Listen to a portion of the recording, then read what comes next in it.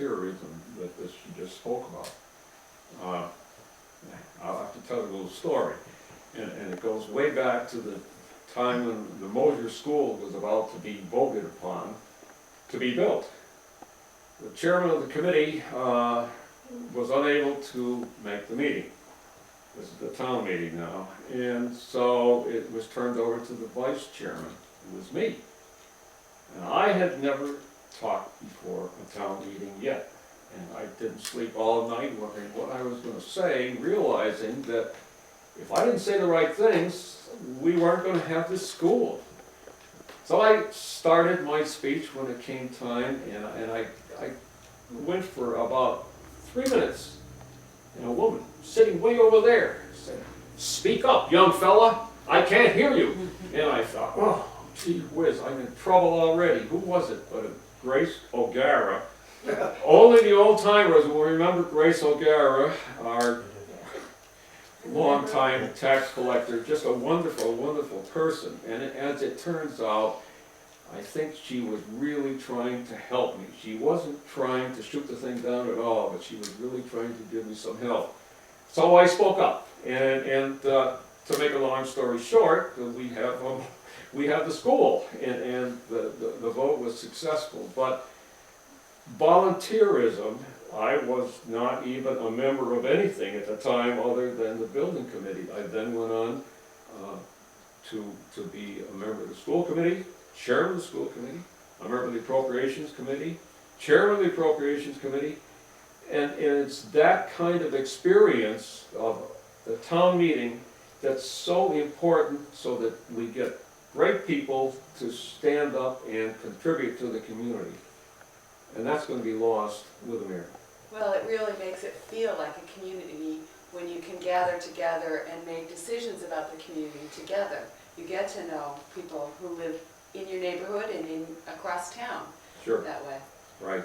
And the town meeting becomes a breeding ground for future leaders, because out of the town meeting comes people who are then willing to become selectmen, who are willing to be on the Board of Health, who are willing to be on the Appropriations Committee.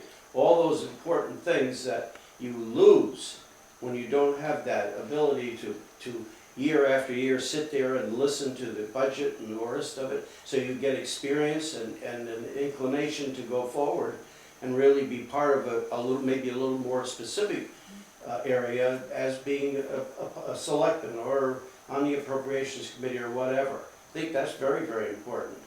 The other thing that I see is that if we had a mayor, the mayor would run on a sort of a platform of congeniality. You know, if he had enough friends, or you're elected. But if you have a town administrator who has to come with certain state requirements or experience levels or whatever, with a contract that you can write clauses in to either fire them if they don't perform, you lose all that with the mayor. I mean, then the mayor begins to control part of the school board, part of the Board of Health, part of everything else. And that is not the democracy that we've always had since I've lived in South Hadley, at least. I'd like to say that I've always been really impressed too with the professionalism and the commitment of the volunteers in our community who serve on these boards. And I'm thinking in particular about the Appropriations Committee. It's amazing. And I would worry that with a mayoral form of government and a city council, you are going to have a lot of power concentrated in the hands of just a few individuals, where our current form of government, while it may not be perfect, while our current form of government might not be perfect, there's opportunities for people to share their expertise in a lot of different ways.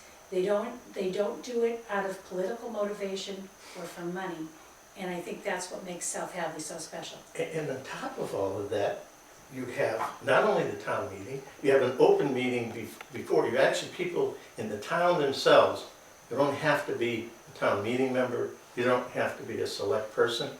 You can go to either of these two meetings. You have an opportunity to get up and be heard. You have a real opportunity to make your voice heard in a group of people now, not just one person who may agree or disagree with you, or a council where maybe 4 people say, yeah, well, not really, because, I mean, you just get that sense that you've got an open hall where people can come in and express their opinion, express their views, and let 100, maybe 100 people hear that. And so there, to me, that's what really bothers me, that there are those who get emotional on this and say, well, we need a change. Well, you've had an opportunity to make change. You've had an open forum for all these years to make your voice heard. I think part of the concern I have is a lot of these people that are making all this noise for mayor or form of government, is that these people don't really want to involve. They want somebody else to make a decision so they can beef about it. I mean, they beef about it now, yet they still have an open opportunity to be there. So it just doesn't make a lot of sense as to how we even got here. I mean, if you're a thinking person, you've got to sit back and say, well, what are my options now? Why do I need to do this? Once that camel gets his head under the tent, okay? So, you know, I'm not saying that we, again, I think your point's well taken. We have to do some things better. Communication. We've got to get more people involved. I think there are people in town don't even know what the town meeting is really all about. We need a better way to educate them. And I think that's one of the things that I think we need to do a lot better. We have a cable station, and it's a great thing to have in this town. How can we use even that more effectively to get the communications out there so people get a chance to hear what is really going on, get a chance to express their opinion? And so I think there are other ways besides making a change as dramatic as that. And I think what people don't really realize, once you make that change, you just don't step back across the line after you've made that change. So, you know, I think we've got to think awful hard before we make that kind of decision. That's why I'm here. Well, it was said of Hubert Humphrey that he had more solutions than he did problems. And that's what seems to be the situation in South Hadley with the other side, or the people that are proposing a change in the charter, that they're coming up with what appears to them to be a great deal of solutions for problems that don't seem to exist.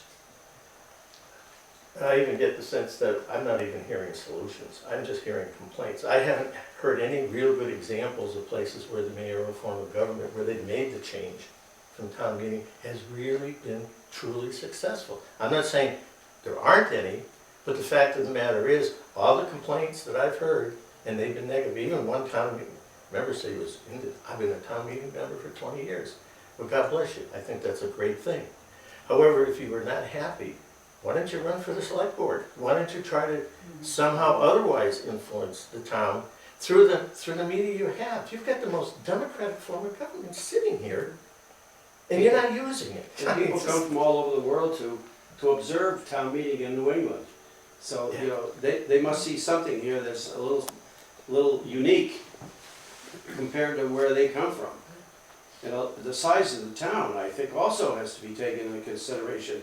If you have a city like the city of Worcester or Northampton, where you have many, many more people, maybe it makes sense to have a mayor, to have better control of what's going on rather than just everything being open. But in a town like ours, where everybody knows everybody, nearly, it doesn't make sense. You know, it's interesting. Of the 351 cities and towns in the Commonwealth of Massachusetts, 88% of them have the same kind of government that we have here today. So it really is a good form, and it's recognized, at least throughout the Commonwealth of Massachusetts, as probably the best way to govern their community. But see, that begs the question of getting at the motive why people want a mayoral form of government. Sure it does. It really does, because what it really says is, I have not gotten what I want out of this form of government, and in order to do that, I don't want to have to use the town meeting as a way to do this. Let's just make a change, and it will throw caution to the wind, but I think that's a better way for me to do it. And I guess I can't appreciate it. I mean, when I think about it, it